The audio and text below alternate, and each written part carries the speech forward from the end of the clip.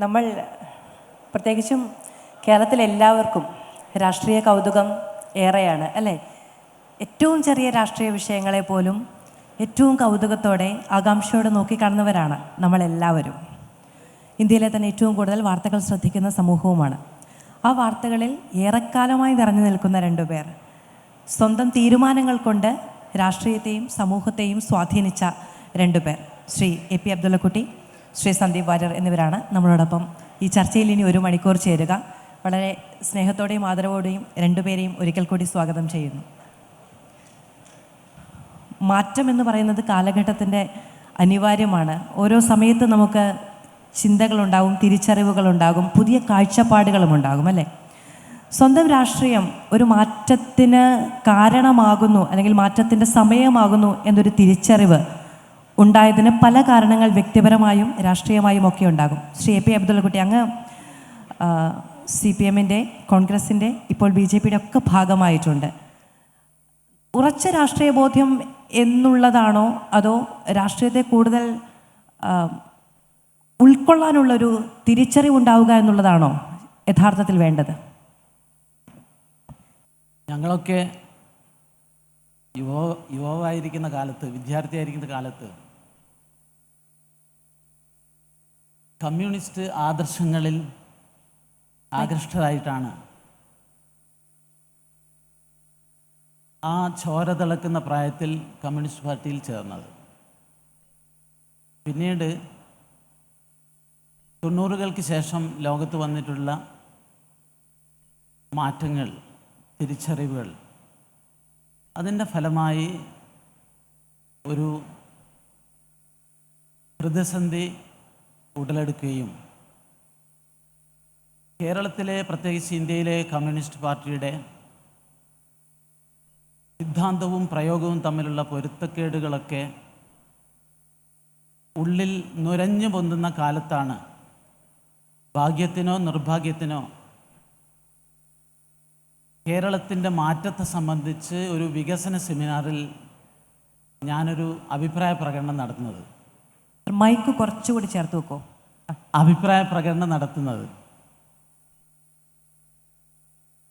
2009-ലാണ്. ഒരു വികസന സെമിനാറിലാണ്. കേരളം രക്ഷപ്പെടണമെങ്കിൽ നമ്മൾ മാറി ചിന്തിക്കണം. ഗുജറാത്ത് മോഡൽ നാം കണ്ടുപഠിക്കണം, നരേന്ദ്രമോദിയെ കണ്ടുപഠിക്കണം എന്നൊക്കെ പ്രസ്താവിച്ചതിൻ്റെ പേരിലാണ് എന്നെ CPM പിടിച്ച് പുറത്താക്കിയത്. ഒരുപക്ഷെ അതേ കാരണത്തിനാണ് കോൺഗ്രസും എന്നെ പുറത്താക്കിയത്.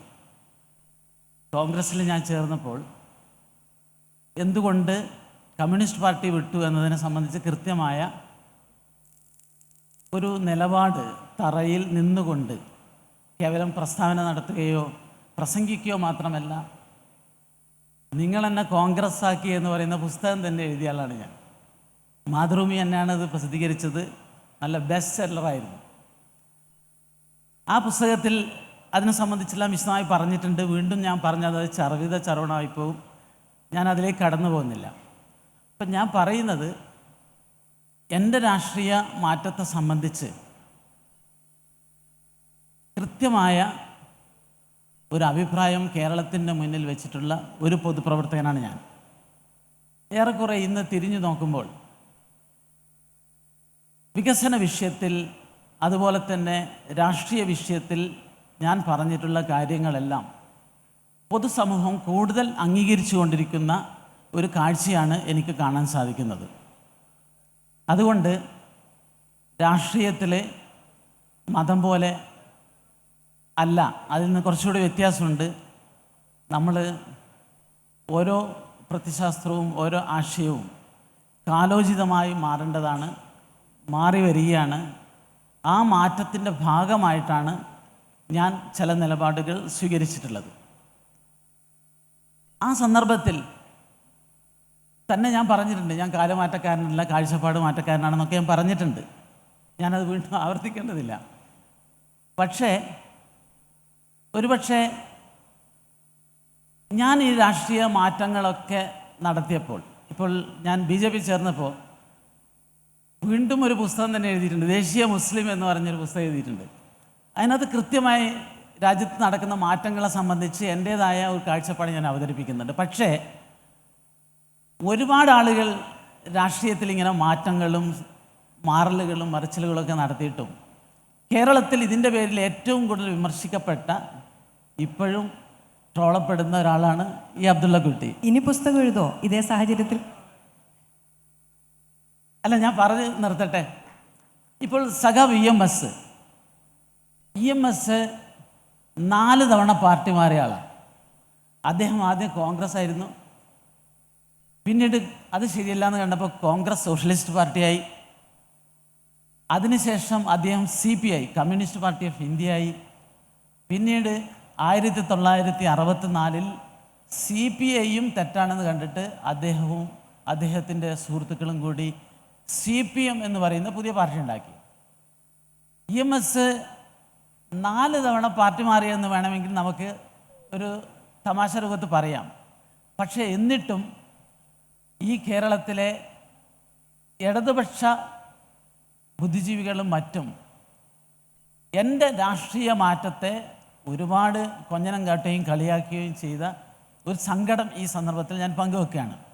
അപ്പോൾ അതുകൊണ്ട് എനിക്ക് വളരെ സംക്ഷിപ്തമായി മധുവിനോട് പറയാനുള്ളത്, മാറ്റം ആവശ്യമാണ്.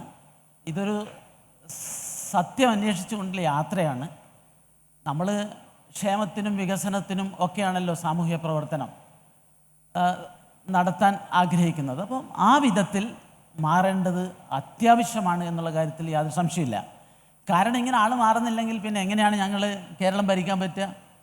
കേരളത്തിൽ ഇന്ന് BJP കേരളം ഭരിക്കണമെങ്കിൽ കേരളത്തിൽ ആളുകൾ മാറണം. ഇപ്പം ഡൽഹിയിൽ ഏറ്റവും അവസാന ഇലക്ഷൻ്റെ റിസൾട്ട് വന്നു. എന്താ റിസൾട്ട് കാണിക്കുന്നത്? ആം ആദ്മി പാർട്ടിയിലുള്ള ആളുകൾ മാറുകയാണ്, ജനങ്ങൾ മാറുന്നുണ്ട്, നേതാക്കൾ മാറുന്നുണ്ട്. അപ്പോൾ ആ മാറ്റം ശരിയായൊരു മാറ്റമായിരിക്കണം. അത് നമുക്ക് എന്തെങ്കിലും സ്ഥാനമാനങ്ങൾ കിട്ടാത്തത് കൊണ്ടാണ്, അല്ലെങ്കിൽ മീറ്റിങ്ങിൽ ഒരു കസേര കിട്ടാത്തത് കൊണ്ടാണെന്ന് പറയുന്നത്. എന്തുകൊണ്ട് മാറി എന്നുള്ളത് പറയണം. അത് കൃത്യമായി രാജ്യത്തെ ജനങ്ങളോട് പറയണം. അത് നമ്മുടെ സമൂഹത്തോട് പറയണം. സമൂഹത്തിന് അത് കൃത്യമായി മനസ്സിലാകണം. ഇപ്പം നിങ്ങൾ നോക്കൂ, കേരളം ഇന്ന് കടക്കണിയിലാണ്. കടക്കണി എന്ന് പറഞ്ഞാൽ 4.5 ലക്ഷം കോടിയുടെ കടാണ്. ഒരുപക്ഷെ ഗുജറാത്തിനെ കണ്ട് പഠിക്കൂ എന്ന് പറയുമ്പോൾ ഞാൻ പറഞ്ഞ പോയിൻ്റ് എന്ന് വെച്ചാൽ, ഹർത്താലും അതുപോലെ തന്നെ പണിമുടക്കും സമരങ്ങളും ഇല്ലാത്ത ഒരു കേരളം നമ്മൾ സൃഷ്ടിക്കണം. കേരളം നിക്ഷേപ സൗഹൃദ സംസ്ഥാനമാക്കി മാറ്റണം. അല്ലെങ്കിൽ കേരളത്തിൻ്റെ ഭാവി കട്ടപ്പുകയാണ് എന്ന് വർഷങ്ങൾക്ക് മുമ്പ് പറഞ്ഞപ്പോൾ അന്നത് വിമർശിക്കപ്പെട്ടെങ്കിലും ഇന്ന് എനിക്ക് തോന്നുന്നത് കേരളത്തിൽ പഴയതുപോലെ സമരങ്ങളും ഹർത്താലുകളും ഇല്ല. നിക്ഷേപ സൗഹൃദമായ ഒരു അന്തരീക്ഷം ഉണ്ടാക്കാൻ വേണ്ടി നമ്മളെല്ലാവരും കഷ്ടപ്പെട്ടുകൊണ്ടിരിക്കുകയാണ്. അപ്പോൾ കേരളത്തിൽ നിന്നുകൊണ്ട് നമ്മൾ മനസ്സിലാക്കേണ്ടത്, കേരളത്തിൽ LDF ആയാലും UDF ആയാലും തുടരുന്ന ഒരു രാഷ്ട്രീയ സംസ്കാരമുണ്ട്. ആ സംസ്കാരം മാറണം, മാറി ചിന്തിക്കണം എന്നുള്ളതാണ്. ഒരു പക്ഷേ അങ്ങനെയൊരു കാഴ്ചപ്പാട് ഇന്ന് വലിയ തോതിൽ അംഗീകരിക്കപ്പെടുന്നുണ്ട്. അതിന് കേരള രാഷ്ട്രീയത്തിൽ തുടക്കം കുറിച്ച ഒരു പൊതുപ്രവർത്തകനാണ് എന്ന് വളരെ അഭിമാനത്തോടു കൂടിയാണ് ഈ മാറ്റത്തെക്കുറിച്ച് എനിക്ക് ആമുഖമായി പറയാനുള്ളത്. ശരി, ശ്രീ സന്ദീപ് വാര്യർ, സന്ദീപ് വാര്യരെ കുറിച്ച് പറയുമ്പോൾ ഒരിടക്കാലത്ത് BJPയുടെ ഇപ്പം ഞാൻ ചാനൽ ചർച്ചകൾ സ്ഥിരമായി നയിക്കുന്ന ഒരാളാണല്ലോ. അപ്പോൾ സന്ദീപാണ് ഒരു വിഷയത്തിൽ നമ്മളോടൊപ്പം ചർച്ചയ്ക്ക് വരുന്നത് എങ്കിൽ നമ്മൾ കുറച്ചുകൂടി ജാഗ്രതയുണ്ടാവും. എങ്ങനെയെങ്കിലും അത്രയും സ്ട്രോങ് ആയി ഈ കാര്യങ്ങൾ അവതരിപ്പിക്കും അദ്ദേഹത്തിൻ്റെ വീക്ഷണകോണിൽ നിന്ന് എന്ന് നമുക്കൊരു ധാരണയുണ്ടാകുമല്ലോ. അപ്പോൾ അങ്ങനെ ഒരു പ്രത്യയശാസ്ത്രത്തെ, ഒരു കാഴ്ചപ്പാടിനെ അത്രയും തീവ്രമായി സ്ട്രോങ് ആയി അവതരിപ്പിച്ചു കൊണ്ടിരുന്ന ഒരാളാണ് പെട്ടെന്നൊരു രാഷ്ട്രീയ മാറ്റത്തിന് തയ്യാറാകുന്നത്. അപ്പോൾ നമ്മൾ കാണുന്നവർക്ക്, അല്ലെങ്കിൽ അത് പുറത്തുനിന്ന് കാണുന്നവർക്ക് പോലും സന്ദീപോ എന്ന് ചിന്തിക്കുന്നു. അപ്പോൾ സ്വയം ആ ഒരു തീരുമാനമെടുക്കാനുണ്ടാകുന്ന ഒരു സ്ട്രഗിൾ ഉണ്ടല്ലോ, അത് തീർത്തും പ്രത്യയശാസ്ത്രപരമായിരുന്നോ അതോ അതിൽ വ്യക്തിപരമായൊരു സ്ട്രഗിൾ കൂടി ഉണ്ടായിരുന്നോ? നോക്കൂ, ഒരു രാഷ്ട്രീയ പാർട്ടിയുടെ ഭാഗമായി ഞാനൊക്കെ ചാനൽ ചർച്ചകളിൽ വന്നതുകൊണ്ടും ഇന്നത്തെ കാലത്ത് ഈ ഡിജിറ്റൽ മീഡിയ ഉള്ളതുകൊണ്ടും സ്വാഭാവികമായിട്ടും ഞാൻ പറയുന്ന കാര്യങ്ങളൊക്കെ ആ ഒരു ഡിജിറ്റൽ പ്ലാറ്റ്ഫോമിൽ രജിസ്റ്റർ ചെയ്യപ്പെടുകയും ആളുകളുടെ മനസ്സിലേക്ക് അത് നിരന്തരമായി വന്നു പോവുകയും ചെയ്യുന്നു എന്നുള്ളതൊരു സത്യമാണ്. അതുകൊണ്ട് തന്നെയാണ് സന്ദീപോ എന്ന് നിങ്ങൾക്ക് ചോദിക്കേണ്ടി വരുന്നത്. ഒരു തരത്തിലുള്ള ഇത്തരം മീഡിയകളും ഇല്ലാത്തൊരു കാലഘട്ടത്തിൽ രാഷ്ട്രീയ മാറ്റം നടത്താൻ കഴിഞ്ഞു, അതല്ലെങ്കിൽ അതിൻ്റെ ഒരു തുടക്ക കാലഘട്ടത്തിൽ രാഷ്ട്രീയ മാറ്റം നടത്താൻ കഴിഞ്ഞു എന്നുള്ളതായിരിക്കും എൻ്റെ പാനലിസ്റ്റിന് കിട്ടിയിട്ടുള്ള ആനുകൂല്യം എന്ന് പറയും. അദ്ദേഹത്തിൻ്റെ പഴയകാല സ്റ്റേറ്റ്മെൻറ്റുകൾ, പഴയകാല പ്രവൃത്തികൾ ഇതൊന്നും ഇന്ന് ഡിജിറ്റൽ മീഡിയയിൽ അവൈലബിൾ അല്ല എന്നുള്ളത് അദ്ദേഹത്തിൻ്റെ ഒരു സൗകര്യമാണ്. എനിക്ക് ആ സൗകര്യം ഇല്ല എന്നുള്ള വസ്തുതയാണ്. 2, ഞാൻ മാധ്യമങ്ങളിൽ വന്ന് സംസാരിച്ചിട്ടുള്ളത് ഓരോ വിഷയത്തെ അധികരിച്ചുകൊണ്ടാണ്. ആ വിഷയത്തിൽ അന്ന് ഞാൻ പ്രതിനിധീകരിച്ചിരുന്ന എൻ്റെ പാർട്ടിക്ക്, അന്നത്തെ എൻ്റെ പാർട്ടിക്ക് എന്താണ് സമൂഹത്തോട് പറയാനുള്ളത് എന്നുള്ളത് എൻ്റെ ഭാഷാ ശൈലിയിലൂടെ പൊതുസമൂഹത്തോട് പങ്കുവച്ചപ്പോൾ നിങ്ങൾക്ക് സ്വാഭാവികമായിട്ടും അത് ഒരു പക്ഷേ എൻ്റെ ശൈലിയുടെ പ്രത്യേകതയായിരിക്കാം, നിങ്ങൾക്കത് വളരെ അഗ്രസീവായിട്ട് തോന്നിയിട്ടുണ്ടായിരിക്കാം. പക്ഷേ ഞാനത് പറയുമ്പോഴും ഞാനെന്ന് പറയുന്ന മനുഷ്യൻ അവിടെ വേറെയുണ്ട്. പല വിഷയങ്ങളിലും എൻ്റെ വ്യക്തിപരമായിട്ടുള്ള നിലപാടുകൾ, പാർട്ടിയോട് വിയോജിപ്പുള്ള നിലപാടുകൾ ഞാൻ പരസ്യമായി പങ്കുവച്ചിട്ടുണ്ട്. ഉദാഹരണത്തിന്, കേരളത്തിലെ മുസ്ലിങ്ങൾ മുഴുവൻ ഭക്ഷണത്തിൽ തുപ്പിയിട്ടാണ് ഭക്ഷണം കൊടുക്കുന്നതെന്ന് BJPയുടെ സംസ്ഥാന അധ്യക്ഷൻ പറഞ്ഞപ്പോൾ, പ്രത്യേകിച്ച് മധുനറിയാലോ, ഞാനൊക്കെ പെരിന്തൽമണ്ണയിൽ നിന്നൊക്കെ വരുന്ന ആളാണ്. എൻ്റെ വീടിന് ചുറ്റുമുള്ളത് എൻ്റെ മുസ്ലിം സുഹൃത്തുക്കളാണ്. ഇവിടെ വന്നിരിക്കുന്നത് പോലും എൻ്റെ ബാല്യകാല ഒരു മുസ്ലിം സുഹൃത്തിൻ്റെ കൂടെയാണ് വന്നിട്ടുള്ളത്. അപ്പം എന്നെ സംബന്ധിച്ചോളം അത്തരം ഒരു സ്റ്റേറ്റ്മെൻറ്റ് ആവർത്തിക്കാൻ സാധ്യമല്ല. അതുകൊണ്ട് ഞാൻ അന്ന് അതിനെ പൂർണ്ണമായി നിരാകരിച്ചു. അങ്ങനെ ഒരു മുസ്ലിങ്ങൾ മുഴുവൻ എന്ന് അദ്ദേഹം പറഞ്ഞിട്ടില്ല എന്നാണ് ഞാൻ മനസ്സിലാക്കുന്നത്. അദ്ദേഹത്തിന്റെ സ്റ്റേറ്റ്മെന്റ്, ഉത്തരവാദിത്തപ്പെട്ട ഒരു പാർട്ടിയുടെ സംസ്ഥാന പ്രസിഡന്റിന്റെ സ്റ്റേറ്റ്മെന്റ്, മുസ്ലിങ്ങൾ ഭക്ഷണത്തിൽ തുപ്പിയിട്ടാണ് കൊടുക്കുന്നത് എന്ന് മനുഷ്യന് മനസ്സിലാകുന്ന തരത്തിൽ തന്നെയാണ്. ഇത്തരം ആളുകൾ സ്റ്റേറ്റ്മെന്റുകൾ പറയുമ്പോൾ സ്വാഭാവികമായിട്ടും 153A വരാതിരിക്കാനുള്ള ശ്രദ്ധയൊക്കെ ചെലുത്തുമല്ലോ. പക്ഷേ ആ സ്റ്റേറ്റ്മെന്റ് കൃത്യമായും മുസ്ലിം വിഭാഗത്തിനെതിരായിരുന്നു. ഞാൻ അതിൽ എൻ്റെ പ്രതിഷേധം ഞാൻ എൻ്റെ സാമൂഹ്യ മാധ്യമങ്ങൾ പങ്കുവച്ചു. പ്രത്യേകിച്ച് കോഴിക്കോട്ടെ ഒരു ഹോട്ടലുമായി ബന്ധപ്പെട്ട് നടന്നിട്ടുള്ള സാമൂഹ്യ മാധ്യമങ്ങൾ നടന്നിട്ടുള്ള ആക്രമണം ഒക്കെ ഞാൻ അതിൽ പശ്ചാത്തലമായി പറഞ്ഞിരുന്നു. പക്ഷേ BJP പോലൊരു പാർട്ടി എന്നെ വളരെ ഫോഴ്സ്ഫുള്ളി ആ സ്റ്റേറ്റ്മെൻറ്റ് പിൻവലിപ്പിക്കാൻ പ്രേരിപ്പിക്കുകയാണ് ചെയ്തത്. അതിനുശേഷം സംഭവിച്ചത് എന്താ, 1 വർഷക്കാലത്തധികം മാധു അടക്കമുള്ള മാധ്യമ പ്രവർത്തകർക്ക് എന്നെ ചർച്ചയ്ക്ക് കിട്ടിയിട്ടില്ല, എന്നെ ചർച്ചയ്ക്ക് വിട്ടിട്ടില്ല. അപ്പോൾ നോക്കൂ, നമുക്ക് മനസ്സിനുള്ളിലുള്ള ചില കാര്യങ്ങളുണ്ട്, പ്രയാസങ്ങളുണ്ട്. അത് കുറേ കാലമായിട്ട് മനസ്സിനുള്ളിൽ വന്നിട്ടുള്ള കാര്യങ്ങൾ, അത് പറയാൻ ആ സിസ്റ്റത്തിനകത്ത് നിൽക്കുമ്പോൾ നമുക്ക് സാധിക്കില്ല. പക്ഷേ പല സമയത്തും അതിനകത്തുനിന്ന് പറഞ്ഞിട്ടുണ്ട്, പ്രത്യേകിച്ച് ഗുണമൊന്നും ഉണ്ടായിട്ടില്ല. അവസാനം ശരിയാണ്, ഒരു പ്രത്യേക സമയം വരുന്ന സമയത്ത് ഇതെല്ലാം ചേർന്ന് ഇവോൾവ് ആവുന്നതാണല്ലോ. ഞാൻ പാർട്ടി വിടുന്ന സമയത്ത് പറഞ്ഞിരുന്നു, ഒരു ചെയിൻ ഓഫ് ഇവൻസ് ആണെന്ന് പറഞ്ഞു. അല്ലാതെ ഒരു കസേര കിട്ടാത്തതിന് ഇറങ്ങിപ്പോകുന്ന ഒരാളൊന്നുമല്ല, ഒരു ചെയിൻ ഓഫ് ഇവൻസ് ആണ്. ഇനി കസേര കിട്ടാത്തതിന് ഇറങ്ങിപ്പോന്നിട്ട് മറ്റൊരു പാർട്ടി പോയിട്ട് എനിക്ക് വലിയ കസേരകൾ കിട്ടിയിട്ടുമില്ല.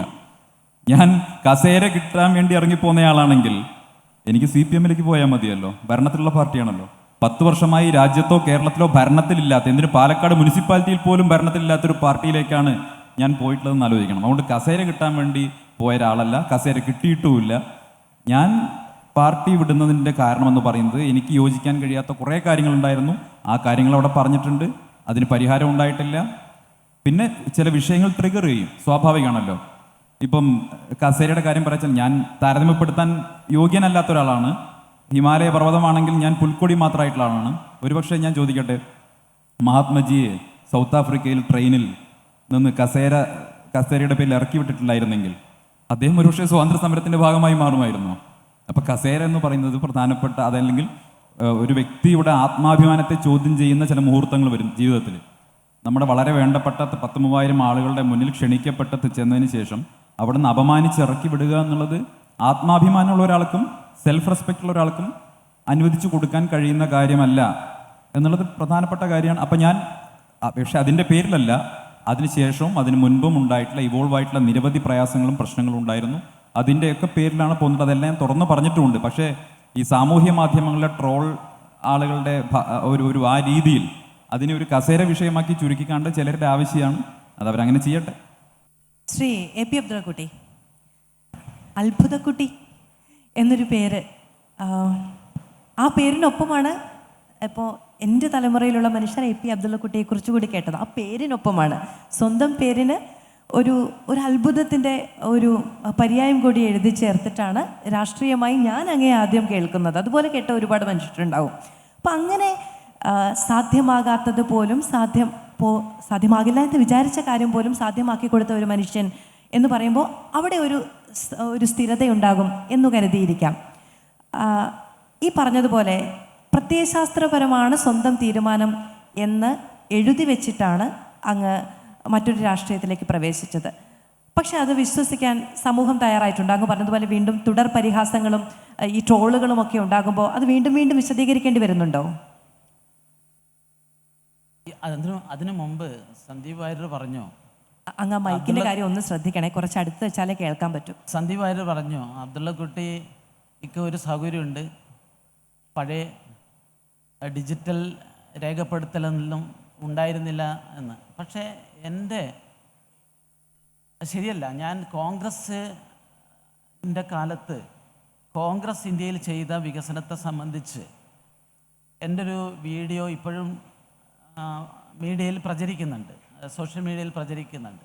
പക്ഷെ എന്നും രാജ്യത്ത് വികസനം ഉണ്ടാവണം, വികസനം ഉണ്ടെങ്കിൽ മാത്രമേ ക്ഷേമം ഉണ്ടാവും, അതിലൂടെ ഐശ്വര്യം ഉണ്ടാവും എന്ന് വിശ്വസിച്ച ഒരു കാഴ്ചപ്പാട് തന്നെയാണ് ഞാൻ കമ്മ്യൂണിസ്റ്റ് പാർട്ടീൻ്റെ അകത്ത് സമരം നടത്തിയിട്ടുള്ളതാണ്.